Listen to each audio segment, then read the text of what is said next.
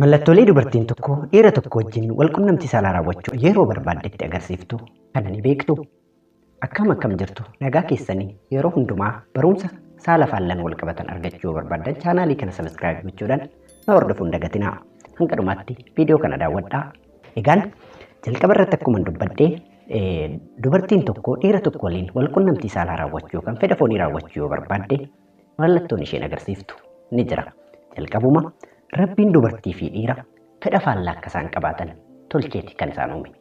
Kana gaafan jedhu dubartiin tokko dhiira hawwiti, dhiirri tokko immoo dubartii hawwaa jechuudha. Dubartiin dubartii hawwuun, dhiirri immoo dhiira hawwuun akka Rabbi jaallate uumen faallaa deemudha.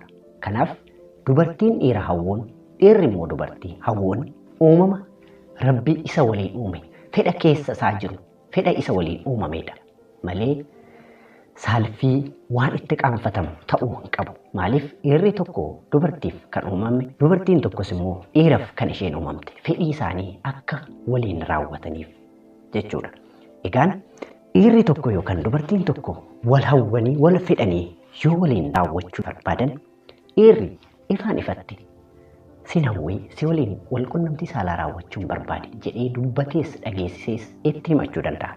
Dubartiin garuu ifaan ifatti dubbachuu dhiisuu dandeessi. Mallattoon agarsiifti. Kanaaf dhiirri dubartiin mallattooleen amma ani isinitti himu kana yoo isinitti agarsiifte akka isheen isin waliin fedhii foonii raawwachuu yookaan wal qunnamtii saalaa raawwachuu barbaadde beektanii fedha ishee kana akka raawwattaniif yookaan akka waliin fedha raawwattan isiniin jechuun barbaade. Wal jaalattu walitti siqtu yoo ta'edha jechuudha.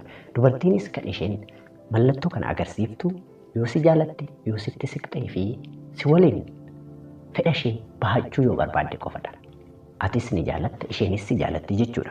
Kana gaafan kaasu. Dubartiin tokko dhiira wajjin wal qunnamtii saalaa raawwachuu yoo barbaadde mallattoolee akkamii agarsiisti kan jedhu kanan amma itti aansee isiniif kaasu kana ta'a jechuudha. Mallattooleen dubartiin yeroo wal qunnamtii saalaa dhiira hawwite yookaan barbaadde waliin raawwachuu yookaan akka isheen akka inni ishee waliin fedha raawwatu barbaadde yoo barbaadde kan isheen agarsiiftu tokkoffaa irratti yommuu si bira dhuftu yookaan yommuu si inni wal argitu uffata wal qunnamtii saalaatiif si kakaasu uffachuun si bira dhufti.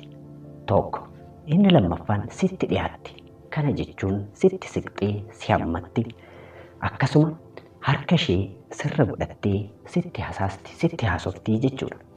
Inni sadaffaan yeroo mallattoolee armaan olii kana nama jalqaba irratti tokko uffata wal qunnamtii saalaaf ishee si kakaasu uffattee si biratti argamtee fi sitti siqxee harka ishee sirra keessee sitti haasoftu kanatti si bira teessee hidhii ishee arrabaan ni tuutti akkasuma hidhii ishee cicciniitti maal agarsiifti akka ishee dhungattu akka ishee itti siqxu sitti agarsiisaa jirti jechuudha. Lammaffaa yoo ati ka'ee mallattoo ishee kana mallattoo isheen jalqaba agarsiifte kana bira dabartee ishee dhungachuu ofitti hammachuu baattee cabsitee si dhungachuu naannawaa qaama saala kee si qaqqabachuu akkasumas si hammachuu eegalti. Ija kee keessa sirriitti osoo ija sirraan naanneeffatiin si ilaalti. Hafuura dheeressitee fudhachuu fi baafachuu jalqabdi. Egaan isheen amma fedhii keessa galtee jirti.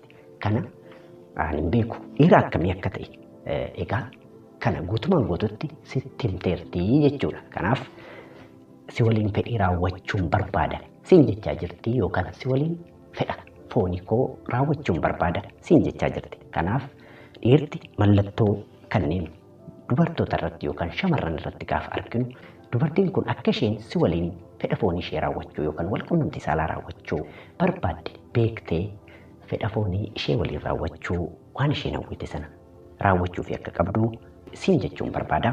Egaan gorsii fi barumsi koo guyyaa har'aa kan namarratti xumuraa dhumarratti garuu wanti inni jechuu barbaadu dhiirti wal qunnamtii saalaa ni jaalata. Dhiira caalaa garuu dubartiin wal qunnamtii saalaa sirriitti akka isheen jaalattu saayinsiinis waan mirkaneessudha. Egaan kanan har'aaf qabadhe kanuma galatoomaa fayyaan dhabinaa fayyaan faaya yeroo hundumaa gorsaaf barumsa saalaa argachuu yoo feetan chaanaalii kana sabiskiraayib gochuun hordofuun dagatinaa yeroo gaarii qabaadhaa.